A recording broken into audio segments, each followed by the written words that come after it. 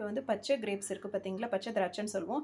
இது வந்து பார்த்தீங்கன்னா ரொம்பவே ஹெல்த்தியானது தான். குழந்தைங்களுக்குலாம் நிறையவே கொடுங்க. இந்த வெயில் காலத்தில் ஸ்கூலுக்கு போயிட்டு வந்தோடனே ஈவினிங் ஸ்நாக்ஸ் அதை நீங்கள் கொடுக்குறது ரொம்பவே ஹெல்த்தியாக இருக்கும். பழங்களால் என்றைக்குமே சளி பிடிக்காது. சரி, ஓகே, இதை நம்ம வாங்கி வச்சா ரொம்ப நாளைக்கு இருக்க மாட்டேங்குது, சீக்கிரமாகவே இது வேஸ்ட்டாக போயிடுது. அதாவது ஒரு மாதிரி இங்கே கருப்பு கருப்பாக வந்து அப்படியே அப்படியே ஒரு பழமே அழுகி போயிடும். ஒன்று அழுகுனா எல்லாமே அழுகி போயிடும். அது இல்லாமல் ரொம்ப நாளைக்கு எப்படி ஸ்டோர் பண்ணி வைக்கலாம் அப்படின்னு சொல்லிட்டு பார்த்தீங்கன்னா, அதாவது நான் சொல்கிற மாதிரி நீங்கள் டிப்ஸை வந்து ஃபாலோ பண்ணி பார்த்தீங்கன்னா 1 மாதம் ஆனாலும் அப்படியே ஃப்ரெஷ்ஷாக இருக்கும். ட்ரை பண்ணி பாருங்கள். நான் இப்போ என்ன செய்வேன் அப்படின்னு சொல்லிட்டு பார்த்தீங்கன்னா, நிறைய பேர் வாங்கினோடனே இந்த பழங்களை வந்து தனித்தனியாக உதிர்த்துருவாங்க. உதிர்த்துட்டு கழுவி ஃப்ரிட்ஜில் வந்து இந்த மாதிரி டப்பாவில் போட்டு வைப்பாங்க. அது ரொம்ப பெரிய தப்பு. அந்த பழங்களில் தண்ணி படுறதுனால தான் வந்துட்டு பழங்கள் சீக்கிரமாக அழுகி போயிடும். சில பழங்கள் அப்படிப்பட்டது தான். அப்படி தான் இந்த திராட்சையும். இது என்ன செய்யணும்னா, அப்படியே இந்த காம்போடு தான் இருக்கணும். அப்படியே இந்த மாதிரி ஒரு பாக்ஸ் இருக்குது பார்த்தீங்களா, சில்வர் பாக்ஸோ இல்லை கண்டெய்னரோ எதுலேயே வேணால் போட்டுக்கலாம். இதை அப்படியே மூடி ஃப்ரிட்ஜில் வச்சிடணும். கழுகவே கூடாது, இதில் தண்ணி படவே கூடாது.